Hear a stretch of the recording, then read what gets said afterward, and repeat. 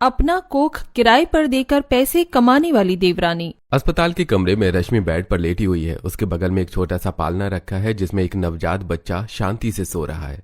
तभी दरवाजा धीरे से खुलता है और मिस्टर खन्ना और उनकी पत्नी अंदर आते हैं। मिस्टर खन्ना रश्मि के पास आकर कहते हैं, रश्मि कैसी हो तुम? हाँ, मैं ठीक हूँ, बस थोड़ी कमजोरी है, पर वो तो वक्त के साथ ठीक हो जाएगी। आपका बच्चा वो आपके सामने है, देखिए बिल्कुल स्वस्थ है। मेरी जिम्मेदारी अब पूरी हुई, मैंने अपना वादा निभाया। अब आप मुझे बाकी के पैसे भी दे दीजिए जो तय हुए थे। मैं किन शब्दों में तुम्हारा शुक्रिया अदा करूं? तुमने जो हमारे लिए किया है उसका मोल कोई पैसा नहीं चुका सकता। यह एहसान मैं कभी नहीं भूलूंगा। मिस्टर खन्ना अपनी जेब से एक चेक निकालते हैं और रश्मि की ओर बढ़ाते हैं। रश्मि चेक ले लेती है और मिस्टर खन्ना और उनकी पत्नी बच्चे को लेकर चले जाते हैं। 5 साल बाद चिलचिलाती धूप में रश्मि अस्पताल के गेट के पास एक कोने में खड़ी आरव का इंतजार कर रही है। तभी आरव अपनी बाइक लेकर वहां पहुंचता है और कहता है, सॉरी रश्मि, बहुत देर इंतजार करना पड़ा क्या? मैं बस निकलने ही वाला था कि ऑफिस में बॉस ने एक जरूरी मीटिंग रख दी। तुम कब से यहाँ खड़ी हो? आधे घंटे से खड़ी हूँ आरव। तुम्हें तो पता है ना कि आज डॉक्टर मेहता के साथ अपॉइंटमेंट है। मेरी रिकवरी को लेकर चेकअप बहुत जरूरी है, तुम्हें थोड़ा जल्दी आना चाहिए था। यार मैं फंस गया था, सच कह रहा हूँ। आई एम सॉरी यार। चलो अब देर नहीं करते, अंदर चलते हैं, डॉक्टर मेहता इंतजार कर रहे होंगे। आरव रश्मि का हाथ पकड़कर उसे अंदर ले जाता है।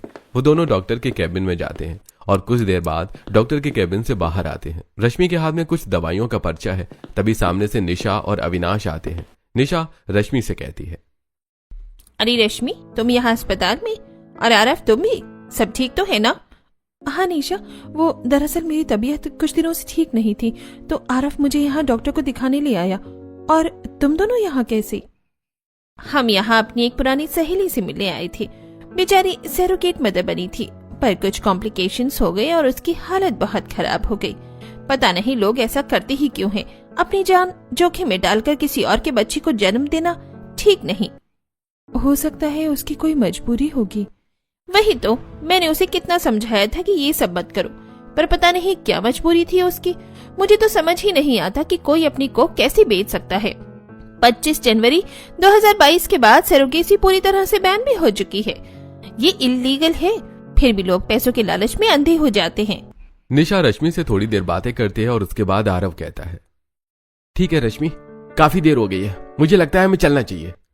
आरव रश्मि को लेकर वहां से निकल जाता है। शाम को आरव अपने घर पहुंचता है जहां उसके माता पिता, भाई और भाभी बैठकर कुछ बातें कर रहे थे। आरव को देखते ही कमला कहती है, आ गया मेरा प्यारा बेटा आरव, जरा यहाँ बैठ। तो मुझे तुझसे एक बहुत जरूरी बात करनी है। हम तेरे लिए लड़की देख रहे थे, ये रही फोटो, तू भी देख ले, फिर शादी की बात आगे बढ़ाती हूँ। माँ, पिताजी, मैं भी आप लोगों से कुछ कहना चाहता हूँ। दरअसल मैंने अपने लिए लड़की पसंद कर ली है और मैं उसी से शादी करना चाहता हूँ। क्या? तूने लड़की पसंद कर ली है, पर हमें बताया क्यों नहीं? कौन है वो लड़की? पिताजी, उसका नाम रश्मि है। हम एक दूसरे को काफी समय से जानते हैं। ठीक है बेटा, तो तू उसके घर वालों को आज ही बुला ले, हम शादी की बात कर लेते हैं। माँ, उसके माता पिता अब इस दुनिया में नहीं है, वो बिल्कुल अकेली है। बेटा, उसके माता पिता नहीं है तो क्या हुआ, हम उसे अपनी बेटी बनाकर रखेंगे। ऐसा कर कि तू उसे आज ही हमसे मिलने बुला ले। ये सुनकर आरव खुश हो जाता है। वो अपने कमरे में जाता है और रश्मि को फोन करके कहता है, रश्मि, मैंने घर पर शादी की बात कर ली है और मेरे घर वाले रेडी हैं, वो तुम्हें बुला रहे हैं, जल्दी से घर आ जाओ। अरे वाह आरव, ये तो बहुत अच्छी खबर है, मैं बस थोड़ी देर में पहुंचती हूँ। थोड़ी देर बाद रश्मि घर पहुंचती है। उसने एक साधारण सा सूट पहना है और सिर पर दुपट्टा डाला हुआ है। वो काफी नर्वस है। जैसे वो अंदर आती है, वो कमला और रामप्रसाद के पैर छूती है। कमला उसे देखकर कहती है, खुश रहो बेटा, आरव ने बताया कि तुम अकेली हो, पर अब ऐसा मत सोचना, आज से ये घर तुम्हारा है और हम तुम्हारे माता पिता। शुक्रिया माँ जी, मैंने कभी सोचा भी नहीं था कि मुझे इतना प्यार मिलेगा। आरव की पसंद बहुत अच्छी है। हम चाहते हैं कि अगले हफ्ते ही तुम दोनों की शादी मंदिर में हो जाए। 1 हफ्ते बाद शादी? फिर तो मुझे रश्मि और आरव की शादी की काफी सारी तैयारियां करनी होंगी। आखिर मेरी देवरानी आ रही है, मेरा भी तो कुछ फर्ज बनता है। हाँ हाँ सीमा, क्यों नहीं, बड़ी बहू होने के नाते ये सारी जिम्मेदारियां तुम्हारी ही हैं। सभी लोग बहुत खुश होते हैं। ऐसे ही 1 हफ्ता बीत जाता है और रश्मि और आरव की मंदिर में शादी हो जाती है। रश्मि दुल्हन बनकर आरव के घर आ जाती है। गृह प्रवेश के बाद रश्मि अपने कमरे में जाकर आराम करती है। अगले दिन सुबह वो तैयार होकर अपनी सास के पास आती है और कहती है, माँ जी, आज मेरी पहली रसोई की रस्म है, तो मैं भी सभी के लिए खाना बना लेती हूँ। हाँ रश्मि बहू, तुम सभी के लिए खाना बना लो और मीठा जरूर बनाना। और हाँ, तुम्हारी जेठानी तुम्हारी मदद कर देगी। अब रश्मि किचन में जाती है और सभी लोगों के लिए खाना बनाती है। सीमा खाना बनाने में रश्मि की मदद करती है। फिर दोनों बहुएं मिलकर सभी को खाना परोसती हैं। खाना खाकर सभी लोग रश्मि के खाने की बहुत तारीफ करते हैं। वाह रश्मि, तेरे हाथ में तो जादू है। इतना स्वादिष्ट खाना बनाया है तूने कि खाकर मजा ही आ गया। शुक्रिया माँ जी, आप लोगों को पसंद आया, मेरे लिए यही बहुत है। सच में आरव, तू बहुत खुश नसीब है। रश्मि ने तो पहले ही दिन सबका दिल जीत लिया है। बातें करते हुए सभी लोग खाना खा लेते हैं। अगले दिन घर में मुंह दिखाई की रस्म रखी जाती है। मोहल्ले की औरतें आती हैं। जैसे पड़ोस में रहने वाली नर्स गीतिका रश्मि को देखती है तो वो चौंक जाती है और मनी मन सोचती है, हे भगवान, ये लड़की, ये तो वही रश्मि है। ये इस घर के बहू बनकर कैसे आ गई? क्या इन लोगों को इसकी असलियत पता है? तो वहीं रश्मि भी गीतिका को पहचान लेती है और मनी मन सोचती है, ये क्या कह रही है? अगर इसने सबके सामने कुछ बोल दिया तो मेरा क्या होगा? भगवान प्लीज मेरी मदद करना। रश्मि ऐसा सोच रही थी कि तभी गीतिका सीमा से कहती है, आरव की पसंद तो सचमुच बहुत अच्छी है सीमा। आप लोग बहुत खुशनसीब हैं कि आपको इतनी अच्छी बहू मिली, वरना अभी मेरे एक रिश्तेदार के साथ बहुत बड़ा धोखा हुआ।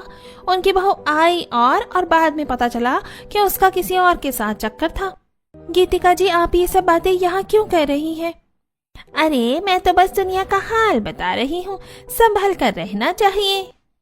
ये सुनकर रश्मि की धड़कनें तेज हो जाती हैं। वो चुपचाप नजरें नीची कर लेती है। थोड़ी देर बाद रस्म खत्म होती है और सब चले जाते हैं। समय बीतता जा रहा है। रश्मि घर के कामों में सीमा का हाथ बटाती है। एक दिन सब लोग हॉल में बैठे बातें कर रहे हैं कि अचानक रश्मि को वॉमिट होने लगती है। वो फौरन बाथरूम की तरफ भागती है। ये देखकर कमला सीमा से कहती है, सीमा बहू, जाके देख बेटा, रश्मि को क्या हुआ? उसे अचानक उल्टी क्यों होने लगी? क्या उसकी तबीयत खराब है? अरे माँ जी, आप ही ना, ये तबीयत खराब नहीं है, ये तो खुशखबरी की खबर है। समझो ना माँ जी, हमारे घर में नन्हा मेहमान आने वाला है। क्या सच में? अरे ये तो बहुत बड़ी खुशी की बात है। कमला ऐसा कह ही रही थी कि तभी रश्मि बाहर आती है और फिर सीमा उससे कहती है, देवरानी जी, जरा मेरे साथ कमरे में आओ, मुझे तुमसे कुछ बात करनी है। ऐसा कहकर सीमा रश्मि को अपने कमरे में लेकर जाती है। उसके बाद कार से उसे एक प्रेगनेंसी किट निकालकर देते हुए कहती है, देवरानी जी, ये रही प्रेगनेंसी किट, वॉशरूम में जाओ और अपनी प्रेगनेंसी का टेस्ट करो। भाभी, इसकी क्या जरूरत है? शायद गर्मी की वजह से जी घबरा रहा होगा। चुपचाप जाओ और चेक करो, मैं भी तो देखूं कि मेरी भविष्यवाणी सही है या नहीं। सीमा के कहने पर रश्मि बाथरूम में जाती है। कुछ देर बाद वो बाहर आती है। उसके हाथ में किट है जो पॉजिटिव दिख रही है। रश्मि उस किट को सीमा के हाथ में दे देती है। सीमा खुश होते हुए रश्मि को लेकर बाहर जाती है और अपनी सास से कहती है, माँ जी, खुशखबरी है, रश्मि प्रेग्नेंट है। तभी रश्मि भी पीछे पीछे वहां आ जाती है। पूरे घर में खुशी की लहर दौड़ जाती है। राम प्रसाद सीमा से कहता है, अरे सीमा बहू, जरा फ्रिज से मिठाइयां निकाल कर लेकर आओ और सभी का मुंह मीठा करवाओ। इतनी बड़ी खुशखबरी जो दी है रश्मि ने हमें। सीमा किचन में जाती है और मिठाई लाकर सभी लोगों का मुंह मीठा करवाती है। ऐसे दिन बीतने लगते हैं। सीमा रश्मि का बहुत ख्याल रख रही थी। एक दिन रश्मि किचन में आती है और कहती है, लाइए भाभी, मैं भी आपके साथ खाना बनवाने में मदद कर देती हूँ। नहीं नहीं रश्मि, तुम्हें ये सब करने की कोई जरूरत नहीं है, ये सब मैं कर लूंगी। अब तुम प्रेग्नेंट हो, तुम्हें आराम करना चाहिए। और हाँ, मैंने तुम्हारे लिए सब्जियों का सूप बनाया है, ये पी लो। ऐसा कहकर सीमा रश्मि को सब्जियों का जूस देती है। रश्मि जूस लेकर सीमा से कहती है, भाभी, आप सच में बहुत अच्छी हैं। मेरी कभी कोई बड़ी बहन नहीं थी। माँ भी बचपन में चली गई थी, पर आपके रूप में मुझे माँ और बड़ी बहन दोनों मिल गई। पगली, तो मेरी छोटी बहन ही तो है, और अब तो तू इस घर को वारिस देने वाली है। तेरा ख्याल रखना मेरा फर्ज है। तभी आरव अंदर आता है और ये सब कुछ सुनकर कहता है, क्या हो रहा है आप दोनों के बीच? इतनी बड़ी इमोशनल बातें चल रही हैं। कुछ नहीं देवा जी, बस अपनी देवरानी का ख्याल रख रही हूँ। भाभी, आप रश्मि का इतना ख्याल रखती हैं कि मुझे उसकी कभी फिक्र ही नहीं होती। शुक्रिया भाभी। ऐसे कुछ दिन बीत जाते हैं। एक दिन आरव ऑफिस से घर आता है और सभी से कहता है, माँ, पिताजी, मुझे आप लोगों को कुछ बताना है। ऑफिस के एक प्रोजेक्ट के सिलसिले में मुझे अगले हफ्ते कुछ दिनों के लिए शहर से बाहर जाना होगा। मेरा जाना बहुत जरूरी है। अरे बेटा, इस समय रश्मि को तेरी सबसे ज्यादा जरूरत है। तो उसे इस हालत में छोड़कर कैसे जा सकता है। माँ मैं समझता हूँ, पर यह प्रोजेक्ट मेरे करियर के लिए बहुत अहम है। मैं जल्दी वापस आ जाऊंगा। माँ जी आप फिक्र क्यों करती हैं, हम सब है ना रश्मि का ख्याल रखने के लिए। आरव तुम बेफिक्र होकर जाओ, हम तुम्हारी अमानत को संभाल लेंगे। हाँ आरव, सीमा बिल्कुल सही कह रही है, तू जा अपना काम पूरा कर। हॉल में सभी से बातें करने के बाद आरव अपने कमरे में जाता है जहां रश्मि बैठी है। वो काफी उदास है। आरव रश्मि से कहता है, रश्मि तुमने सुना ना, मुझे कुछ दिनों के लिए जाना पड़ेगा। हाँ मैंने सुन लिया, पर तुम जा रही हो तो मेरा मन कैसे लगेगा, मुझे डर लग रहा है आरव। डरो मत रश्मि, भाभी है ना, वो तुम्हारा बहुत ख्याल अच्छे से रखती हैं। मैं जल्दी लौट आऊंगा, बस अपनी दवाइयां टाइम पर लेना। आरव रश्मि को समझाता है और अगले दिन वो शहर से बाहर चला जाता है। आरव को गए हुए कुछ हफ्ते बीत चुके हैं। रश्मि के पैरों में सूजन आ गई है। वो बिस्तर पर लेटी हुई है। सीमा उसके लिए जूस लेकर कमरे में आती है और कहती है, रश्मि तुम्हारे पैर कितने फूल गए हैं, तुमने मुझे बताया क्यों नहीं। भाभी चौथा महीना लग गया है ना, तो आजकल ये अक्सर होता है, शायद कमजोरी की वजह से। ये जूस पी लो और सुनो, आज शाम को हम थोड़ा वॉक करना शुरू करेंगे, इससे तुम्हें राहत मिलेगी। और हाँ, घर में सब्जियां खत्म हो गई हैं, मैं बाजार जा रही हूँ, तुम आराम करो। ऐसा कहकर सीमा बाजार के लिए निकल जाती है। सीमा बाजार से सब्जियां खरीदती है और फिर वापस आने लगती है। तभी रास्ते में उसे गीतिका मिलती है और कहती है, अरे सीमा कैसे हो तुम, और तुम्हारी वो देवरानी कैसी है। वो ठीक है गीतिका जी, बस पैरों में थोड़ी सूजन है तो उसका ख्याल रख रही हूँ। ख्याल तो रखना ही चाहिए, पर आजकल के जमाने में बहुत बड़े बड़े कांड हो रहे हैं, सतर्क रहना जरूरी है। कभी कभी ऐसा भी होता है कि लड़कियां पहले से ही पेट में किसी और का बच्चा ले आती हैं और शादी के बाद अपने पति को बोल देती हैं कि यह तुम्हारा है। गीतिका जी, ये आप क्या बकवास कर रही हैं? हमारे घर में ऐसा नहीं होता। मेरी देवरानी बहुत संस्कारी है। होने को तो कुछ भी हो सकता है, मेरा काम था आपको आगाह करना, आगे आपकी मर्जी। सीमा गुस्से में वहां से चली जाती है। वो बड़बड़ाते हुए घर की तरफ बढ़ती है। कितनी बदतमीज औरत है ये, रश्मि के बारे में ऐसी बातें करने की हिम्मत कैसे हुई इसकी।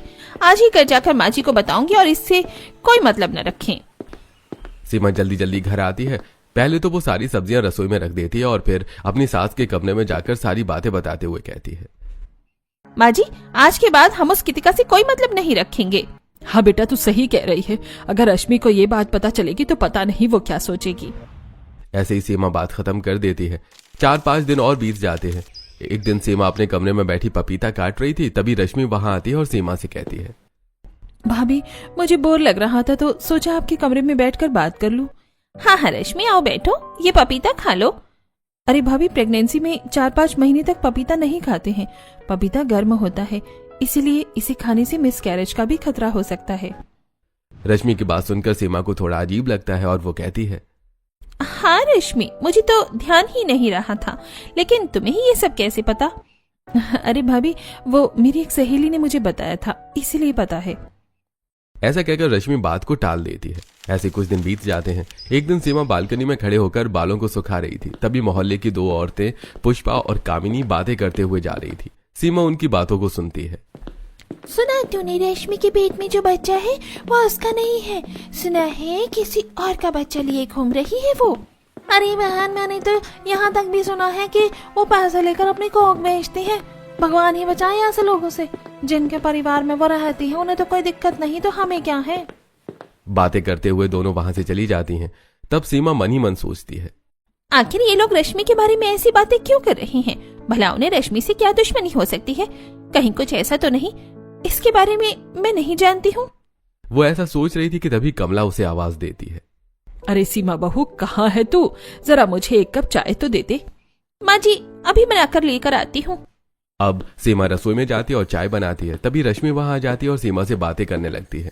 बातें करते हुए सीमा रश्मि से कहती है, रश्मि तुम्हारा पेट अभी तक दिखाई नहीं देता, अब तो तुम्हारा पेट दिखने लगना चाहिए। अरे नहीं भाभी, अभी तो मेरा 4था महीना खत्म भी नहीं हुआ है, पेट तो 5वें महीने से दिखता है। रश्मि की बात सुनकर सीमा हैरान रह जाती है और आश्चर्य से कहती है, हाँ रश्मि तुम सही कह रही हो, मैं तो भूल ही गई थी, लेकिन मुझे ये समझ में नहीं आता कि तुम्हें प्रेगनेंसी के बारे में इतना सब कुछ कैसे पता है। रश्मि बात को टाल देती है। ऐसे कुछ दिन बीत जाते हैं और अब रश्मि का बेबी बम्प दिखाई देने लगा था।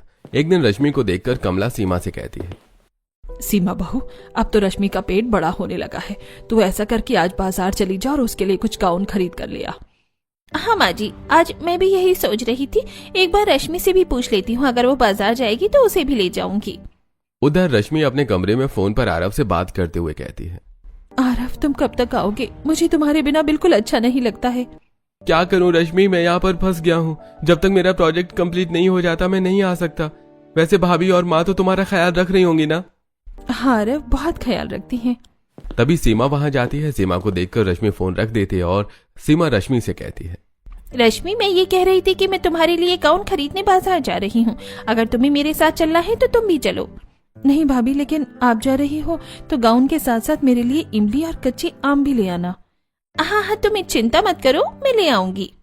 सीमा बाजार के लिए निकल जाती है। सबसे पहले वो एक अंडरगारमेंट की दुकान पर जाकर रश्मि के लिए अलग अलग तरह की 2-3 गाउन खरीदती है। उसके बाद सब्जी बाजार आती है और आम और इमली खरीदती है। फिर वापस आने लगती है। रास्ते में उसे उसकी 2 सहेलियां जानवी और नीलिमा मिल जाती हैं। दोनों रुककर सीमा से बात करने लगती है। जानवी कहती है, और सीमा, बाजार से आ रही हो क्या? क्या लिया? कुछ नहीं जानवी, बस रश्मि का खट्टा खाने का मन कर रहा था तो उसके लिए इमली और आम लेकर जा रही हूँ। इमली? अच्छा, देवरानी का तो बड़ा ख्याल रख रही हो, पर क्या तुम्हें पता है कि वो कैसी लड़की है? कैसी लड़की मतलब? तुम लोग क्या कहना चाहती हो? सीमा, तुम बहुत भोली हो। मोहल्ले भर में बातें हो रही हैं कि तुम्हारी देवरानी सैरोगेट मदर रह चुकी है। उसने पैसों के लिए अपनी कोख बेची है। और क्या ये पता है बच्चा भी किसी और का ही हो? अपनी जबान को लगाम दो जानवी, रश्मि के बारे में एक शब्द और मत बोलना। हम झूठ नहीं बोल रही, पूरा मोहल्ला कह रहा है। अगर यकीन नहीं होता तो उस नर्स गीतिका से पूछो, उसने खुद रश्मि को अस्पताल में देखा था। सीमा के पैरों तले जमीन खिसक जाती है। वो सन्न रह जाती है। उसके हाथ पैर कांपने लगते हैं। वो बिना कुछ कहे वहां से भागते हुए घर की तरफ जाती है। कमला उसे देखकर कहती है, क्या हुआ सीमा, तू बहुत परेशान दिखाई दे रही है। कुछ नहीं माँ जी, बस मुझे थोड़ा चक्कर आ गया था। मैं ऐसा करती हूँ, अपने कमरे में जाकर आराम करती हूँ। ऐसा कहकर सीमा अपने कमरे में जाती है और सारा सामान एक कोने में रखकर बेड पर लेटकर आराम करने लगती है। तभी मोहन वहां आता है और सीमा को परेशान देखकर कहता है, क्या बात है सीमा, तुम काफी परेशान दिखाई दे रही हो। बात ही कुछ ऐसी है, पिछले कुछ दिनों से रश्मि के बारे में मोहल्ले में लोग अलग अलग तरह की बातें कर रहे हैं। समझ में नहीं आ रहा कि आखिर वो रश्मि के बारे में ऐसी बातें क्यों कर रहे हैं। मेरे बारे में तो उन्होंने कभी ऐसी कोई बात नहीं की। सीमा की बात सुनकर मोहन उससे कहता है, हाँ सीमा, मैंने भी कुछ बातें अपने दोस्तों के मुंह से सुनी है, लेकिन उन बातों की कोई सच्चाई नहीं है। तुम इन बातों को दिल से मत लगाओ। लोगों का क्या है, वो तो कुछ ना कुछ कहते ही रहेंगे। मोहन की बात सुनकर सीमा चुप हो जाती है। ऐसे ही धीरे धीरे कुछ दिन और बीत जाते हैं। एक दिन सीमा कमला के पास बैठकर बातें कर रही थी। तभी रश्मि वहां आती है और कहती है, माँ जी, अब मेरा 7वां महीना खत्म होने वाला है और 8वें महीने में मुझे दूध में घी डालकर खाना है ताकि मेरी डिलीवरी आसानी से हो सके। हाँ हाँ बेटा, इसीलिए मैंने घी पहले से ही मंगा कर रख दिया है। तू जब से चाहे खाना शुरू कर सकती है। लेकिन सीमा रश्मि की बात सुनकर चौंक जाती है और मन ही मन सोचती है, रश्मि की ये पहली प्रेगनेंसी है, लेकिन उसे सब कुछ इतनी बारीकी से पता है जैसे कि वो पहले से ही ये सब कुछ जानती है। ऐसे कुछ दिन और बीत जाते हैं। एक दिन सीमा कमला के पास आती है और कहती है, माँ, रश्मि कहीं दिखाई नहीं दे रही है, क्या आपने देखा है कि वो कहाँ है? हाँ बेटा, उसे रूटीन टेस्ट के लिए जाना था, सो रही थी तू, तो वो अकेले ही चली गई। माँ, रश्मि को मुझे जगा लेना चाहिए था और बेचारी वो अकेली गई है। खैर कोई बात नहीं, ऐसा करती हूँ कि मैं उसे खुद जाकर देख लेती हूँ। ऐसा कहकर सीमा रश्मि को देखने के लिए अस्पताल निकल जाती है। सीमा जानती थी कि रश्मि हमेशा ही पड़ोस के अस्पताल में ट्रीटमेंट करवाती है। सीमा वहां पहुंचती है और डॉक्टर के केबिन की तरफ जाने लगती है। तभी सामने से रश्मि किसी अनजान आदमी के साथ आते हुए उसे दिखाई देती है। सीमा रश्मि को देखकर दीवार के पीछे छुप जाती है। रश्मि के जाने के बाद वो पड़ोस में खड़ी एक नर्स से पूछती है, सुनिए, ये जो औरत थी उसके साथ वो आदमी कौन था, क्या बता सकती हैं? अरे भाई, औरत प्रेग्नेंट है तो उसके साथ उसका पति ही होगा ना, अजीब सा सवाल है। ऐसा कहकर नर्स वहां से चली जाती है। सीमा के पैरों तले तो जैसे जमीन ही खिसक जाती है। वो थके कदमों से घर वापस आने लगती है और मनी मन सोचती है, हे भगवान, ये सब क्या हो रहा है? मुझे तो कुछ समझ भी नहीं आ रहा है। मोहल्ले वालों की बातें, गीतिका के ताने और आज हॉस्पिटल में रश्मि का इस तरह किसी गैर मर्द के साथ आना, आखिर ये सब क्या चल रहा है? सीमा घर की तरफ वापस आ रही थी। तभी रास्ते में उसे जानवी मिलती है और वो सीमा से कहती है, अरे रश्मि, तुम इतनी जल्दी जल्दी कहाँ से आ रही हो? बस ऐसे ही थोड़ा काम से गई थी। वैसे तुम्हारी देवरानी किसी दूसरे आदमी के साथ हॉस्पिटल से बाहर निकलती दिखाई दी थी। मैं तो कहती हूँ कि अभी भी तुम्हें इस बात की चिंता करनी चाहिए कि कहीं ऐसा ना हो कि उसके पेट में जो बच्चा है वो उसका नहीं है। देखो जानवी, फालतू बातें करना बंद करो, ऐसा कुछ भी नहीं है। तुम ये सब इतने विश्वास से कह सकती हो कैसे? अरे गीतिका ने खुद उसे अपनी कोक बेचती हुई देखा है। तुम्हें यकीन नहीं आता तो जाकर खुद गीतिका से पूछ लो। ऐसा कहकर जानवी वहां से चली जाती है। सीमा के मन में तो जैसे तूफान उठ रहा था। वो तेज कदमों से घर आती है तो रश्मि उससे कहती है, अरे भाभी आ गई आप? माँ जी ने मुझे बताया था कि आप मुझे देखने अस्पताल गई हैं, लेकिन मेरा काम जल्दी खत्म हो गया था तो मैं वहाँ से निकल कर आ गई थी। फिर मैंने आपको फोन किया तो पता चला आप फोन घर पर ही छोड़ कर गई हैं। हाँ रश्मि, वो धोखे से छूट गया था। अच्छा ऐसा करो कि तुम किचन में जाकर खाना बना लो, मेरे सर में थोड़ा दर्द है तो मैं थोड़ी देर आराम कर लेती हूँ। सीमा की बात सुनकर रश्मि किचन में जाती है और खाना बनाने लगती है। तो वहीं सीमा चोरी से रश्मि के कमरे में घुस जाती है और मेडिकल रिपोर्ट ढूंढने लगती है। तभी सीमा के हाथ में मेडिकल रिपोर्ट आ जाती है। वो उसे खोलकर पढ़ती है तो उसमें पिता की जगह आरव का नहीं बल्कि किसी और आदमी का नाम लिखा था। ये देखकर सीमा पूरी तरह से हैरान हो जाती है और अपने आप से कहती है, हे भगवान, इसका मतलब ये है कि वो बच्चा देवर्षि का नहीं है तो फिर किसका है? कौन था वो आदमी? इन सारे सवालों के जवाब शायद मुझे सिर्फ गीतिका ही दे सकती है। अब सीमा बिना किसी को कुछ बताए तेज कदमों से गीतिका के घर पहुंचती है। गीतिका उसे देखकर कहती है, आओ सीमा, मुझे पता था कि तुम एक ना एक दिन मेरे पास जरूर आओगी। मुझे बस ये जानना है कि तुम रश्मि के बारे में जो कह रही हो उसका सबूत क्या है? तुम ऐसे ही किसी की इज्जत पर कीचड़ नहीं उछाल सकती। इज्जत? सीमा, इज्जत तो तब होती है जब इंसान ईमानदार हो। तुम सच जानना चाहती हो अपनी देवरानी की बात? तो सुनो, आज से करीब 7-8 महीने पहले जब रश्मि की शादी भी नहीं हुई थी, मैंने उसे सिटी हॉस्पिटल के फर्टिलिटी वार्ड में देखा था। वो एक रईस कपल के साथ वहां आई थी और वहां सरोगेसी के पेपर साइन कर रही थी। उसने अपनी कॉक किराए पर दी थी और जानते हैं क्यों? पैसों के लिए। मैंने खुद सुना था उसे डॉक्टर मेहता से बात करते हुए। वो कह रही थी कि उसे बड़ी रकम की सख्त जरूरत है। अब आप खुद सोचिए, जो लड़की शादी से पहले यह सब कर सकती है वो शादी के बाद क्या नहीं कर सकती? नहीं, ये झूठ है, रश्मि ऐसी नहीं है। अरे क्या तुम्हें यकीन है कि वो आरव का ही बच्चा है? कहीं ऐसा तो नहीं कि उसने फिर से किसी से सौदा कर लिया हो?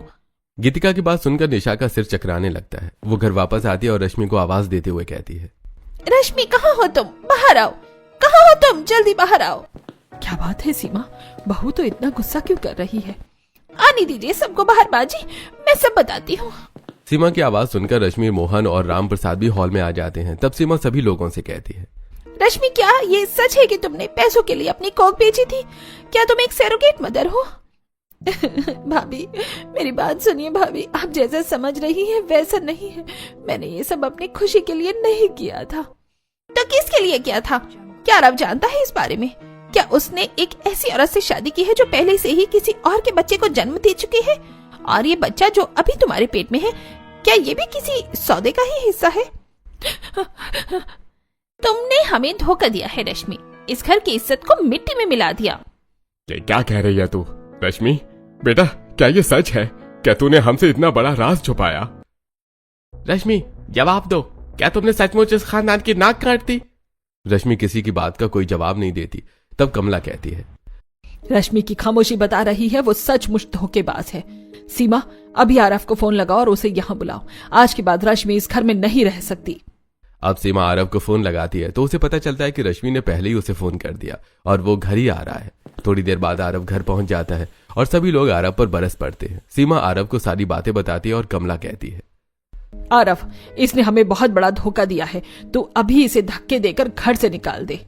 नहीं माँ, इसने मुझे कोई धोखा नहीं दिया है। रश्मि एक सरोगेट मदर है, ये बात मैं शादी के पहले से ही जानता हूँ और मैं ये भी जानता हूँ कि ये मेरा बच्चा नहीं है। क्या आप जानती थी? आपने जानबूझकर एक ऐसी लड़की से शादी की जो किसी और के बच्चे की माँ बनने वाली है? शर्म आनी चाहिए आपको। सीमा भाभी, इसके पीछे रश्मि की मजबूरियां थी। आप लोग एक बार मेरी बात सुन लीजिए। अगर फिर आपको ऐसा लगता है कि रश्मि ने जो किया गलत किया तो हम यहाँ से चले जाएंगे। आज से 5 साल पहले की बात है। रश्मि और मैं एक दूसरे को प्यार करते थे। एक दिन रश्मि रोते हुए मुझे फोन लगाया और बोली, आरव जल्दी से अस्पताल आ जाओ। मैं पिताजी को अस्पताल में भर्ती करवा चुकी हूँ। मुझे बहुत डर लग रहा है। तुम चिंता मत करो रश्मि, मैं थोड़ी देर में पहुंच रहा हूं। आरव हॉस्पिटल पहुंचता है, तब रश्मि उसे बताती है। आरव, डॉक्टर कहते हैं कि पिताजी की जान बचाने का सिर्फ एक ही तरीका है कि उनका हार्ट ट्रांसप्लांट कर दिया जाए, और उसमें काफी ज्यादा खर्च आएगा। मुझे समझ नहीं आ रहा है कि मैं क्या करूं। तुम्हें तो पता है कि मेरी माँ मुझे बचपन में ही छोड़कर चली गई थी, और पिताजी के सिवा दुनिया में मेरा कोई नहीं है। मुझे किसी भी तरह उनकी जान बचानी ही होगी। हाँ रश्मि, मैं समझ सकता हूँ। मैं पैसों का इंतजाम करने की कोशिश करता हूँ। आरव ने पैसों का इंतजाम करने की बहुत कोशिश की, लेकिन कहीं से भी इंतजाम नहीं हुआ। अगले दिन रश्मि आरव को फोन लगाती है और कहती है, हेलो आरव, तुम घर आ जाओ, मुझे तुमसे कुछ जरूरी बात करनी है। आरव रश्मि के घर पहुंचता है। रश्मि के पिता अंदर वाले कमरे में सोए हुए हैं। तब रश्मि बाहर वाले कमरे में बैठकर आरव से बातें करते हुए कहती है, मैंने सैरोगेट मदर बनने का फैसला किया है, और मैं इसके लिए डील कर चुकी हूँ। शायद तुम ये सुनने के बाद मेरा साथ छोड़ दो, लेकिन मुझे कोई अफसोस नहीं है। अपने पिता की जान बचाना मेरे लिए जरूरी था। मुझे जो ठीक लगा मैंने वही किया। आगे फैसला तुम्हारे हाथ में है। रश्मि, मैं तुमसे प्यार करता हूँ, और मैं जानता हूँ कि तुमने ये मजबूरी में किया है, और मेरा प्यार इतना कमजोर नहीं है कि मैं इतनी सी बात पर तुम्हारा साथ छोड़ दूं। मैं तुम्हारे साथ हूँ। चलो मान भी लिया जाए कि रश्मि ने उस सैरोगेट मदर बनने का फैसला मजबूरी में लिया था, लेकिन अभी उसके पेट में जो बच्चा है वो भी तो किसी और का है। उसके बारे में तुम क्या कहोगे? भैया, ये करने के पीछे भी रश्मि की मजबूरी थी। कुछ दिनों पहले रश्मि को फोन करने पर मैं अस्पताल पहुंचा, तब रश्मि ने मुझे बताया। आरव, डॉक्टर ने कहा है कि पिताजी को कैंसर हो गया है। मुझे कुछ भी करके पिताजी की जान बचानी होगी, और उसके लिए मुझे कई लाख रुपए की जरूरत पड़ेगी। हाँ रश्मि, लेकिन इतने पैसे तो नहीं तुम्हारे पास हैं और ना ही मेरे पास। आखिर हम इतनी बड़ी रकम का इंतजाम कहाँ से करेंगे? मैं उसी नर्स से बात कर लेती हूँ जिसने पिछली बार मुझे सैरोगेट मदर बनने के लिए क्लाइंट दिलवाया था। लेकिन रश्मि, ये रिस्की भी तो हो सकता है ना, और तुम्हें तो पता है कि सैरोगेसी पूरी तरह बैन है। यह कानूनन जुर्म भी है। क्या इसके सिवा कोई और तरीका नहीं है? मैं सब जानती हूँ आरव, लेकिन इसके सिवा हमारे पास मेरे पिताजी की जान बचाने का कोई और तरीका नहीं है। इसीलिए मुझे ये करना ही होगा। और इसीलिए रश्मि ने एक और बार सैरोगेट मदर बनने का फैसला किया, लेकिन उसकी बदकिस्मती है कि कुछ दिनों पहले उसके पिताजी की मृत्यु हो गई, और फिर मैंने रश्मि को अकेला छोड़ना ठीक नहीं समझा। इसलिए मैंने रश्मि को आप लोगों से मिलवा दिया और उससे शादी कर ली। आरव, तुमने ये सब करके तो हमारे घर की इज्जत को मिट्टी में मिला दिया है। लोग किस किस तरह से इज्जत उछाल रहे हैं हमारी, तुम्हें पता भी है। इज्जत की बात कौन कर रहा है पिताजी? वो समाज जो रश्मि की मजबूरी को नहीं जानता, या वो लोग जो दूसरों के दुखों पर अपनी रोटियां सेकते हैं? रश्मि ने जो किया वो कोई गुनाह नहीं था। वो एक बेटी का अपने पिता के प्रति फर्ज था। फर्ज और सौदे में फर्क होता है आरव। भाभी, रश्मि ने ये सब अपनी खुशी से नहीं किया। और सोचिए, कल को अगर भैया की जान बचाने के लिए आपको कुछ भी करना पड़े तो क्या आप पीछे हट जाएंगी? सारी बातें सुनकर आगे आकर रश्मि सबसे कहती है, अपने पिता की जान बचाने के लिए मुझे जो ठीक लगा मैंने किया, लेकिन अगर आपको अभी ऐसा लगता है कि ये सब करके मैं आपके घर की बहू बनने के लायक नहीं हूँ, तो मैं आपके घर को हमेशा के लिए छोड़कर चली जाऊंगी। मेरी बच्ची, हमें माफ कर दे। हमने तुझे क्या कुछ नहीं कहा। तू तो साक्षात ममता की मूरत है। हमने सिर्फ बाहर का शोर सुना, तेरे दिल की चीख नहीं सुनी। रश्मि बेटा, मुझे गर्व है कि तू मेरे घर की बहू है। आज के बाद अगर इस घर में, मोहल्ले में या किसी ने भी तेरे खिलाफ एक शब्द भी बोला तो उसका सामना मुझसे होगा। ऐसे कुछ दिन बीत जाते हैं। एक दिन सीमा रश्मि को हॉस्पिटल से वापस लेकर आ रही थी। तभी मोहल्ले की सारी औरतों के साथ गीतिका भी रास्ते में खड़ी थी। उन्हें देखकर गीतिका ताने मारते हुए कहती है, आ गई सरोगेट मदर का ट्रीटमेंट करा के। अरे भाई, दूसरे का बच्चे का इतना ध्यान तो तुम ही लोग रख सकते हो बस। चुप रहिए गीतिका जी, बहुत जहर उगल लिया आपने। आज मैं आपको और इस पूरे मोहल्ले को ये बात बताने आई हूँ कि रश्मि ने जो किया वो आप जैसी सोच वाली औरतें कभी नहीं समझ सकती। उसने अपने पिता के लिए अपनी खुशियां कुर्बान की, और हम इसके घर के लोग रश्मि के हर फैसले के साथ चट्टान की तरह खड़े हैं। पर सीमा, ये तो गैर कानूनी है, समाज इसे नहीं मानता। समाज उन लोगों को भी नहीं मानता जो दूसरों के घर में आग लगाते हैं। आज के बाद अगर रश्मि की तरफ किसी ने उंगली उठाई तो मैं पुलिस केस कर दूंगी। तुम लोग हमें हमारे हाल पर छोड़ दो। सीमा की बात सुनकर मोहल्ले की औरतों के मुंह बंद हो जाते हैं। अब सीमा रश्मि को लेकर घर आ जाती है, और फिर रश्मि अपने कमरे में जाती है और आरव को सारी बातें बताती है और कहती है, शुक्रिया आरव, अगर तुम मेरा साथ नहीं देते तो शायद मैं आज जिंदा नहीं होती। तभी सीमा कमरे में आती है। उसके हाथ में दूध का गिलास है। सीमा रश्मि को दूध का गिलास देते हुए कहती है, अरे तुम अभी तक सोई नहीं, चलो जल्दी से ये दूध पियो और आराम करो, कल सुबह हमें डॉक्टर के पास जाना है। भाभी आप सच में बहुत महान हैं। महान मैं नहीं, महान तू है रश्मि। तूने जो त्याग किया है वो हमें से कोई नहीं कर सकता। बस अब अपनी और इस आने वाले बच्चे की फिक्र कर।